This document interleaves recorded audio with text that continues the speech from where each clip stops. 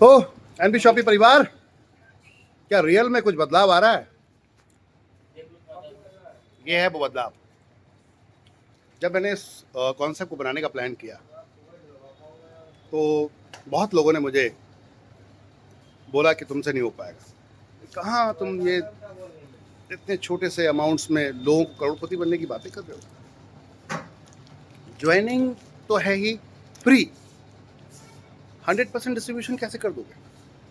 ऐसा मुझसे काफ़ी लोगों ने बोला। मेरा थॉट ये था कि हर आम आदमी अपने घर में राशन लेकर आता है, उसके बच्चे ऐसी चीज़ें खाते हैं, ये चीज़ें लेते हैं, ऐसी चीज़ें आप भी खाते हो, बड़े होके भी खाते हो, छोटे होके भी तो खाते ही थे, बड़े होके भी खाते हो ना, खाते हो ना। कभी इनसे पैसा मिल पाया? इससे मिला तो किसको? Retailer, wholesaler, distributor, super stockist. अब मॉडर्न ट्रेड में direct e commerce, quick commerce और बड़े मॉल आज की डेट में ये सर्विसेज दे रहे हैं आपको। क्या ट्रेंड नहीं बदल सकते? मार्केट में सभी तरह के ट्रेंड बदल रहे। ओयो ने ट्रेंड बदला, लाखों करोड़ों रुपए की किसी की प्रॉपर्टी, होटल उसका, हेडेक उसकी वो आके बोलते हैं लाइए साहब मैं आपका भेज देता हूँ, आपका सेल करा देता हूँ, कमीशन क्या दोगे? स्विगी, जोमेटो, अमेजॉन, फ्लिपकार्ट सब यही कर रहे हैं। जिसने तरीके बदले हैं उसने इतिहास बदल दिया है। तो मेरा थॉट ये था मैं भी तरीके बदलता हूँ, इस रिटेल इंडस्ट्री के तरीके बदल देता हूँ। और क्या हम इतिहास बदल सकते हैं?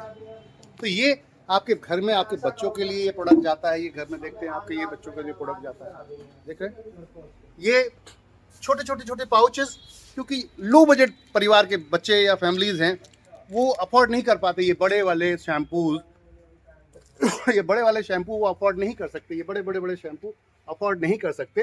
तो उनके लिए छोटे छोटे शैम्पू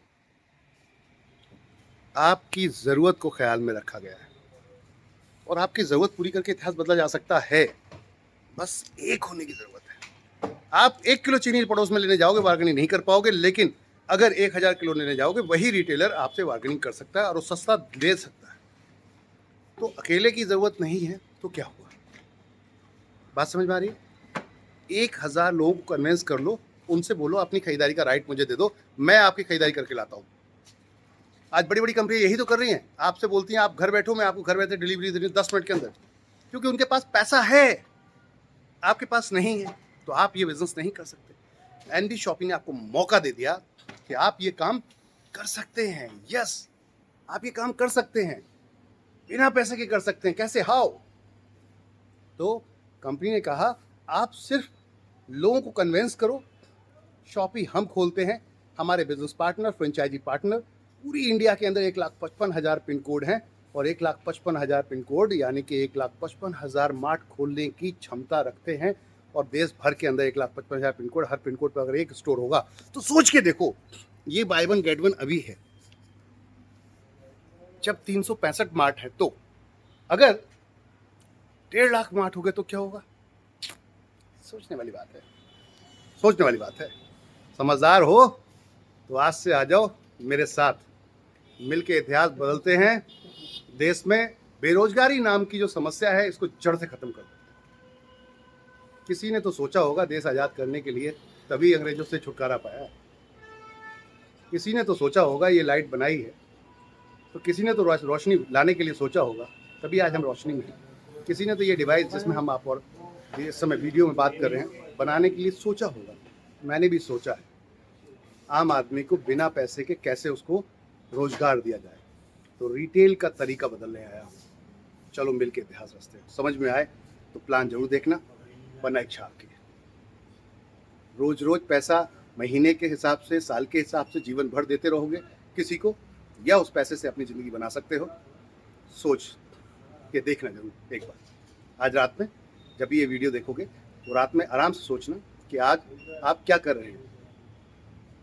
3,000 का राशन खरीद रहे हैं, 10% के हिसाब से 300 रुपये तो सिर्फ पड़ोस के रिटेलर को दे रहे हैं। अगर उसी का हिसाब लगाऊं मैं तो 12 महीने में 3600 रुपये देते हैं, एक साल में 36,000 देते हैं। 30 साल जीवित रह गए तो 1,18,000 रुपये उसको देंगे आप।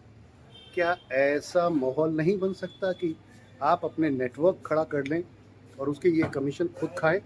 जीवन भर वो राशन खरीदेगा, जीवन भर वो सामान खरीदेगा और आपको उसका हक मिलेगा, पैसा मिलेगा।